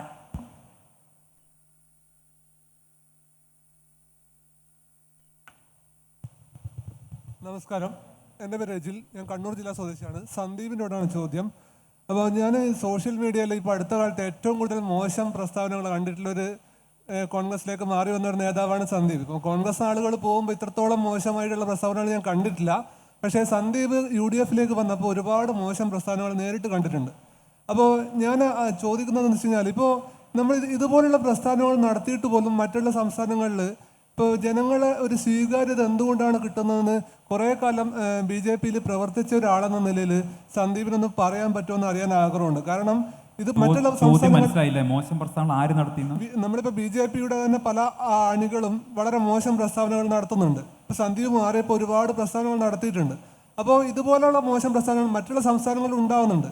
പക്ഷേ എന്തുകൊണ്ടാണ് ഇവർക്ക് ഇങ്ങനെ ഒരു മോശം പ്രസ്താവന നടത്തിയിട്ടും ഇവർക്കൊരു സ്വീകാര്യത കിട്ടുന്നതെന്ന് സന്ദീപ് കുറേ കാലം പ്രവർത്തിച്ച ഒരാളെന്ന നിലയിൽ ഒരു അഭിപ്രായം പറഞ്ഞാൽ കൊള്ളാമെന്നുണ്ട്. എന്തുകൊണ്ടാണ് അവർക്കൊരു സ്വീകാര്യത ലഭിക്കുന്നത്? ആർക്ക് സ്വീകാര്യത കിട്ടുന്നത്? BJPക്ക് മറ്റുള്ള സംസ്ഥാനങ്ങളിൽ സ്വീകാര്യത ലഭിക്കുന്നത് എന്തുകൊണ്ടാണെന്ന് അറിയാൻ ആഗ്രഹമുണ്ട്. കാരണം വെച്ച് കഴിഞ്ഞാൽ അവർ വളരെ മോശം പ്രസ്താവനകളാണ് നടത്തുന്നത്. അപ്പം അതുകൊണ്ടാണ് ചോദിച്ചത്. അതേപോലെ നമ്മളെ വിശ്വസിക്കുന്ന ഒരു ആശയത്തെ എന്തായി കഴിഞ്ഞാലും EMSനെയും അതേപോലെ നെഹ്റുവിനെയൊക്കെ പൊതുവേദിയിൽ പറയുമ്പോൾ ഒന്ന് ശ്രദ്ധിച്ച് പറഞ്ഞാൽ നല്ലതായിരിക്കും. അത് ഒരുപാട് ആളുകളെ മനസ്സിൽ ജീവിക്കുന്ന ആൾക്കാരാണ് അവരൊക്കെ. അപ്പോൾ അതൊരു വളരെ മോശമായി പോയി എന്നാണ് ഒരു അഭിപ്രായം. ഒന്ന്, ഈ ആളുകളുടെ മനുഷ്യരുടെ ഏറ്റവും വൈകാരികമായിട്ടുള്ള വിഷയങ്ങളെ ആ വിഷയങ്ങളെ സ്പർശിച്ചുകൊണ്ട് നിരന്തരമായിട്ട് അവരുടെ വർഗീയ വികാരത്തെ ഇളക്കി വിടുന്ന രീതിയിൽ പ്രസ്താവനകൾ നടത്തുക എന്നുള്ളതും അല്ലെങ്കിൽ ആ രീതിയിൽ ജനങ്ങളെ വിഭജിക്കുക എന്നുള്ളതും കുറേ വർഷങ്ങളായിട്ട് അവരുടെ സ്ട്രാറ്റജിയാണ്, സംഘപരിവാറിൻ്റെ സ്ട്രാറ്റജിയാണ്. അതിൽ അവർക്ക് രാഷ്ട്രീയമായി ലാഭം കണ്ടെത്തിയപ്പോൾ അത് തുടർന്നുകൊണ്ടിരിക്കുന്നു എന്നുള്ള വസ്തുതയാണ്. കേരളം മറ്റ് സംസ്ഥാനങ്ങളെ പോലെയല്ല. അപ്പം മറ്റ് സംസ്ഥാനങ്ങളിൽ പോയി കഴിഞ്ഞാൽ അവിടെ മുസ്ലിം ഘട്ടോസും ഹിന്ദു ഘട്ടോസും ഒക്കെ ഉണ്ട്. മാത്രമല്ല ചരിത്രപരമായിട്ടുള്ള ചില പശ്ചാത്തലങ്ങളുണ്ട്. കേരളം അങ്ങനെയല്ല. കേരളം നമ്മൾ ഇടപഴകി ഒന്നിച്ച് ജീവിക്കുന്നൊരു ഭൂപ്രദേശമാണ്. ഇവിടെ നിങ്ങൾ ഇടയിൽ വന്ന് രാഷ്ട്രീയക്കാരൻ വന്ന് ഭിന്നിപ്പ് ഉണ്ടാക്കാൻ ശ്രമിച്ചാൽ പോലും അതിന് സാധിക്കാത്ത ഒരു അന്തരീക്ഷം കേരളത്തിൽ നിൽക്കുന്നുണ്ട്. അപ്പോൾ അതുകൊണ്ട് തന്നെയാണ് കേരളത്തിൽ അത്തരം ശ്രമങ്ങൾ വിജയിക്കാത്തതും മറ്റ് സംസ്ഥാനങ്ങളിൽ ആ ശ്രമങ്ങൾ വിജയിക്കുകയും ചെയ്യുന്നത്. ഇടപഴകി ജീവിക്കാത്തതിൻ്റെ പ്രശ്നം ഒന്നാണ്. രണ്ടാമത്തെ കാര്യം, ഇപ്പോൾ അദ്ദേഹം പറഞ്ഞു, ഞാൻ പറയാം, അബ്ദുള്ള കുട്ടിക്ക് മൊബൈലിൽ നോക്കിയിട്ട് നമ്പർ കയ്യിൽ എണ്ണെടുക്കേണ്ടി വരികയാണ്. BJP പോലെ ഇന്ത്യയിലെ ഏറ്റവും വലിയ പാർട്ടിയിൽ എത്ര മുസ്ലിങ്ങൾ ഉണ്ടെന്നുള്ളത് എണ്ണെടുക്കേണ്ടി വരികയാണ്. ഇതാണ് ഞാൻ പറഞ്ഞ ഗതികേടെന്ന് പറയുന്നത്. ആരെക്കുറിച്ചെന്ന് ആലോചിക്കണം. ഏറ്റവും എണ്ണം കുറഞ്ഞിട്ടുള്ള ഏതെങ്കിലും വിഭാഗത്തെക്കുറിച്ചല്ല, ഇന്ത്യയിലെ രണ്ടാമത്തെ കമ്മ്യൂണിറ്റിയെക്കുറിച്ചാണ് ഞാൻ പറഞ്ഞത്. അവരുടെ റെപ്രസെൻറ്റേഷൻ എത്ര ഉണ്ടെന്ന് വെച്ച്. ഇനി അദ്ദേഹം പറഞ്ഞ UP-യിലെ മന്ത്രി എങ്ങനെ വന്നതാ? നിയമസഭയിൽ കൂടെ ജയിച്ചു വന്നതാണ്? അല്ല, MLC ആയിട്ട് വന്നതാണ്. ഒരു സീറ്റ് പോലും അവിടെ നിയമസഭയിൽ മത്സരിക്കാൻ മുസ്ലിം വിഭാഗത്തിന് കൊടുത്തിട്ടില്ല എന്നുള്ളതും നിങ്ങൾ ആലോചിക്കണം. അപ്പോൾ നിങ്ങൾ മത്സരിക്കാൻ സീറ്റ് കൊടുക്കില്ല, വന്ന ആളുകളെ തന്നെ പാർട്ടിയിൽ നിന്ന് മാറ്റി. ഇപ്പോൾ ഒരു ഉദാഹരണം കൂടി പറയാം. ഇപ്പോൾ BJP, അത് പ്രധാനപ്പെട്ട വിഷയം, BJP കേരളത്തിൽ ഏറ്റവും പ്രധാനമായി അബ്ദുള്ള കുട്ടി അടക്കമുള്ളവർ ഉന്നയിക്കുന്ന വിഷയം വഖഫ് ആക്ടുമായി ബന്ധപ്പെട്ട വിഷയമാണ്. നിങ്ങൾക്ക് ഇപ്പോൾ അബ്ദുള്ള കുട്ടിക്ക് അറിയുന്നറിയാം, 2014 നരേന്ദ്രമോദി ആദ്യമായിട്ട് അധികാരത്തിൽ വരുമ്പോൾ ഉള്ള പ്രകടന പത്രിക അബ്ദുള്ള കുട്ടി ഒന്ന് ഡൗൺലോഡ് ചെയ്ത് വായിക്കണം. ആ പ്രകടന പത്രികയിൽ ഈ നരേന്ദ്രമോദിയുടെ ആദ്യത്തെ പ്രധാനമന്ത്രിയാവുന്ന തെരഞ്ഞെടുപ്പിലെ പ്രകടന പത്രിക അച്ചടിച്ച് വെച്ചിട്ടുണ്ട്. വഖഫ് ബോർഡിനെ ശക്തിപ്പെടുത്തും, നഷ്ടപ്പെട്ട വഖഫ് സ്വത്തുക്കൾ തിരിച്ചുപിടിക്കാൻ ശക്തമായിട്ടുള്ള നിയമനിർമ്മാണം നടത്തും. 2014 എഴുതി വെച്ചതാ. ഇനി 2013 ഈ കോൺഗ്രസ് മുസ്ലിം പ്രീണനം നടത്താമെന്ന് പറയുന്നുണ്ടല്ലോ. 2013 ഈ പറയുന്ന വഖഫ് അമെൻമെന്റ് ആക്ട് UPA അമെൻമെന്റ് ചെയ്യുന്ന സമയത്ത്, UPA സെക്കൻഡ് ടെന്യൂറിൽ അമെൻമെന്റ് ചെയ്യുന്ന സമയത്ത് അന്നത്തെ BJP-യുടെ മുസ്ലിം മുഖമായിട്ടുള്ള സയ്യിദ് ഷാനവാസ് ഹുസൈൻ എന്താ പ്രസംഗിച്ചുള്ളത്? ഒന്ന് കേട്ടാൽ നന്നായിരിക്കും. അദ്ദേഹം പ്രസംഗിച്ചത് ദേർസെ ആയാ ഹെ ലേക്കിൻ ദുരുസ്തെ ആയാ ഹെ എന്നാണ്. അതിശക്തമായിട്ട് അതിനെ പിന്തുണച്ചവരായിരുന്നു അന്ന് BJP. മാത്രമല്ല അന്ന് ഈ വഖഫ് സമ്മേളനം വിളിച്ചുകൂട്ടി. UPA രണ്ടാം സർക്കാർ കൊണ്ടുവന്ന വഖഫ് അമെൻമെന്റ് ആക്ടിനെ, അതായത് ഇപ്പൊ ഇവർ പറയുന്ന എല്ലാ അനീതികളും ഉണ്ടെന്ന് പറയുന്ന ആ അമെൻമെന്റ് ആക്ട് വരാൻ വേണ്ടി ഏറ്റവും ശക്തമായി പാർലമെന്റിൽ വാദിക്കുകയും അതിനെ പിന്തുണയ്ക്കുകയും ചെയ്ത ആളുകൾ 10 വർഷം കഴിഞ്ഞപ്പോൾ എല്ലാ ആയുധങ്ങളും, ഈ വർഗീയ വിഭജനത്തിന് എല്ലാ ആയുധങ്ങളും നഷ്ടപ്പെട്ട് കഴിഞ്ഞപ്പോൾ ഒടുവിൽ മറ്റേ മാനാർമത്തായിൽ ഇന്നസെന്റ് മറ്റേ ഡ്രസ് എടുത്തിരുന്നത് പോലെ ഇപ്പൊ ഇതെടുത്ത് കിട്ടാൻ എങ്ങനെ ഉണ്ടാവും എന്ന് പറയുന്ന പോലെ ഈ പുതിയതായിട്ട് വിഭജനത്തിന് വേണ്ടി കൊണ്ടുവന്നിട്ടുള്ള ഒരു വാദം മാത്രമാണ്.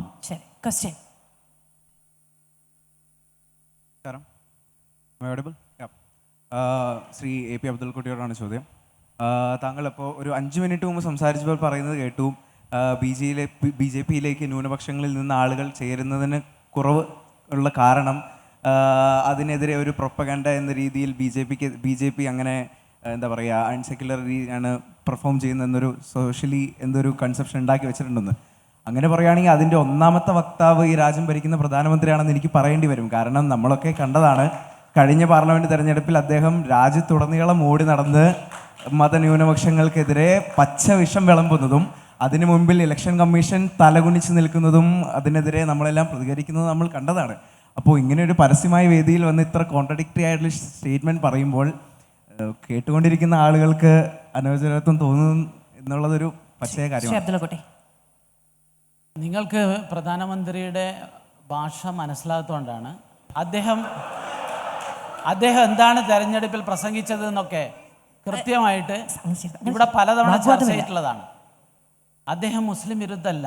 നിങ്ങൾ മനസ്സിലാക്കണം, എന്തായിരുന്നു UP-യിലെ അവസ്ഥ താങ്കൾക്ക് അറിയുമോ? കോൺഗ്രസിൻ്റെ കാലത്ത് ഒരു ടാറിട്ട റോഡ് അവസാനിക്കുന്നത് മുസ്ലിങ്ങളുടെ കോളനിയുടെ അടുത്തായിരിക്കും, അങ്ങോട്ട് ടാറിട്ട റോഡില്ല. ഒരു കുടിവെള്ള പദ്ധതി അവസാനിക്കുന്നത് മുസ്ലിങ്ങളുടെ കോളനിയുടെ അടുത്തായിരിക്കും. ഒരു വൈദ്യുതി ലൈൻ പോയി അവസാനിക്കുന്നത് മുസ്ലിങ്ങളുടെ കോളനിയുടെ അടുത്തായിരിക്കും. കോൺഗ്രസ് ഇവിടെ ഭരിച്ചപ്പോൾ അവർക്ക് കുടിവെള്ളം കൊടുത്തിട്ടില്ല, അവർക്ക് വൈദ്യുതി കൊടുത്തിട്ടില്ല, റോഡ് കൊടുത്തിട്ടില്ല. ഇപ്പം അതൊക്കെ കൊടുക്കുന്നത് മോദിയാണ്, യോഗിയാണ്. അതുകൊണ്ടാണ് UP ഉൾപ്പെടെയുള്ള സംസ്ഥാനത്ത് സാധാരണ മുസ്ലിങ്ങൾ BJP-ക്ക് അനുകൂലമായി ചിന്തിച്ചുകൊണ്ടിരിക്കുന്നത്. നിങ്ങളിവിടെ കേരളത്തിൽ മോദി വിരോധം വിളമ്പിയിട്ടൊന്നും ഒരു കാര്യമില്ല. നാളെ കേരളവും നരേന്ദ്രമോദിയുടെ രാഷ്ട്രീയത്തിന് സ്വാധീനമുള്ള ഒരു ഇടമായി മാറും. ശരി, അങ്ങനെ ചെയ്യരുത്. ചോദ്യങ്ങൾക്ക് മറുപടി പറയുന്നുണ്ടല്ലോ. അടുത്ത ചോദ്യം. ശ്രീ അബ്ദുള്ള കുട്ടിയുടെയാണ് ചോദ്യം. മോദി ഒരുപാട് ഡെവലപ്മെൻറ്റ് നടത്തിയെങ്കിൽ നമ്മുടെ ഹാപ്പിനെസ് ഇൻഡെക്സ്, നമുക്ക് ഫാക്ച്വലായിട്ട് സംസാരിക്കാം, നമ്മുടെ ഹാപ്പിനെസ് ഇൻഡെക്സ്, നമ്മുടെ പോവർട്ടി ലൈൻ, പിന്നെ നമ്മുടെ പെർ ക്യാപിറ്റ ഇൻകം, നമ്മുടെ GDP അടക്കമുള്ള ഫാക്ട്സ് ആൻഡ് ഫിഗേഴ്സിൽ നമ്മൾ എങ്ങനെയാണ് പുറകെ പോകുന്നത്? ലോകത്താകെ സാമ്പത്തികമായ ഒരു പ്രതിസന്ധിയിലൂടെ കടന്നു പോകുമ്പോൾ ഇന്ത്യൻ സാമ്പത്തിക സ്ഥിതി പിടിച്ചു നിന്നിട്ടുണ്ട്. കഴിഞ്ഞ 10 വർഷത്തിനിടയിൽ 25 കോടി ജനങ്ങളെ ദാരിദ്ര്യരേഖയ്ക്ക് മുകളിലേക്ക് ഉയർത്തിക്കൊണ്ടുവന്ന ഭരണമാണ് നരേന്ദ്രമോദിയുടേത്. വിശദമായി നിങ്ങൾ ഗൂഗിളിൽ തപ്പിയാൽ തന്നെ നിങ്ങൾ ഈ ചോദ്യങ്ങൾക്കെല്ലാം വിവരം കിട്ടും. അതുകൊണ്ട് വെറുതെ നരേന്ദ്രമോദി വിരോധം പറഞ്ഞ് നടന്നിട്ടൊരു കാര്യമില്ല. ഇന്ത്യൻ സമ്പദ്ഘടന പിടിച്ചു നിൽക്കുന്നത് ഈ ഇന്ത്യയിൽ ഇന്ന് നടക്കുന്ന ശരിയായ ഒരു സാമ്പത്തിക വികസന രാഷ്ട്രീയത്തിൻ്റെ ഫലമായിട്ട് തന്നെയാണ്. നിങ്ങൾ നോക്കൂ, നമ്മുടെ ആദായ നികുതി 12 ലക്ഷമാക്കി ഉയർത്താൻ പറ്റുന്നത് ഈ രാജ്യത്തിൻ്റെ സാമ്പത്തിക ശേഷിയുടെ വളർച്ചയുടെ ലക്ഷണമാണ്. നിങ്ങൾ ശമ്പളക്കാരനാണെന്ന് എനിക്ക് അറിഞ്ഞൂടാ. അല്ല, അതിലൂടെ ഈ ഡോളറിന് 57 സമയത്ത് നമ്മളൊക്കെ മൻമോഹൻ സിംഗിനെതിരെ പറഞ്ഞല്ലോ, ഇപ്പൊ 87. അന്ന് മോദിയുടെ ട്വീറ്റൊക്കെ അവിടെ ഉണ്ടല്ലോ. ഞാൻ പറയുന്നത് സാമ്പത്തിക രംഗം മുന്നോട്ട് കൊണ്ടുപോയി എന്നൊക്കെ പറയുന്നത് സ്വാഭാവിക വളർച്ചയ്ക്കപ്പുറം എന്ത് വളർച്ചയാണ് നാടിനുണ്ടായതെന്ന് ബോധ്യപ്പെടുത്താൻ കഴിയണം. സ്വാഭാവിക വളർച്ചയ്ക്കപ്പുറം ഒരു വളർച്ചയും ഉണ്ടായിട്ടില്ല ഈ രാജ്യത്തിന്. 90-ന് ശേഷം ലിബറലൈസേഷൻ, പ്രൈവറ്റൈസേഷൻ, ഗ്ലോബൽ LPG വന്നതിന് ശേഷം ഉണ്ടായിട്ടുള്ള സ്വാഭാവികമായിട്ടുള്ള വളർച്ച. കാസർഗോഡ് നിന്ന് തിരുവനന്തപുരത്തേക്ക് റോഡിലൂടെ യാത്രയാണ്. അപ്പം ഈ കേരളത്തിൽ വന്നിട്ടുള്ള വികസനങ്ങൾ മനസ്സിലാവും. സ്വാഭാവിക വളർച്ചയാണ്, അത് കാലം കൂടുമ്പോൾ ഉണ്ടാവേണ്ടതാണ്. ഇത് കാലം ഇപ്പോ നോക്കൂ, ഇപ്പൊ ഇദ്ദേഹത്തിന്റെ മന്ത്രി തന്നെ പറയുന്നത് കാൽപ്പായ കടലാസിൽ കേരളം പിന്നോക്കമാണെന്ന് എഴുതി തന്നാൽ ഞങ്ങൾ വല്ലതും സഹായിക്കാമെന്നാണ്. അപ്പൊ പറയുന്നത് അദ്ദേഹം ദേശീയപാത കൊടുത്തു. ദേശീയപാത സ്വാഭാവികമായിട്ട് ഉണ്ടാകേണ്ട വികസനമാണ്. ഇത് ഔദാര്യമല്ല. അദ്ദേഹത്തിന്റെ സുഹൃത്ത്, മോദിയുടെ സുഹൃത്ത് ഇവിടെ വിഴിഞ്ഞത്ത് പോർട്ട് പണിയുന്നുണ്ടല്ലോ. ദേശീയപാത വെച്ചില്ലെങ്കിൽ അദ്ദേഹം കണ്ടിട്ടും അത് മനസ്സിലാക്കണം. ദേശീയപാത കേരളത്തിൽ വരാതിരുന്നതിന് കാരണം ഇവിടുത്തെ LDFും UDFിന്റെയും വികസന വിരുദ്ധ രാഷ്ട്രീയത്തിന്റെ നമ്മൾ സമരം ചെയ്തില്ലേ? അതിങ്ങനെ നീണ്ടുപോയത്. നമ്മളും സമരം ചെയ്തിരുന്നില്ലേ? നീണ്ടുപോയത് അങ്ങനെയാണ്. ഞാൻ സമയം പൂർണ്ണമാകുന്നതുകൊണ്ട് അവസാനിപ്പിക്കുകയാണ്. പ്രൊഡക്റ്റീവായിട്ടുള്ള ഒരു ചർച്ച, കുറച്ചുകൂടി ഒരു രാഷ്ട്രീയ വ്യത്യസ്തമായ നിലപാടുകളിൽ അങ്ങോട്ടും ഇങ്ങോട്ടും വ്യക്തത വന്നു എന്ന് വിചാരിക്കുകയും ചെയ്യുന്നു.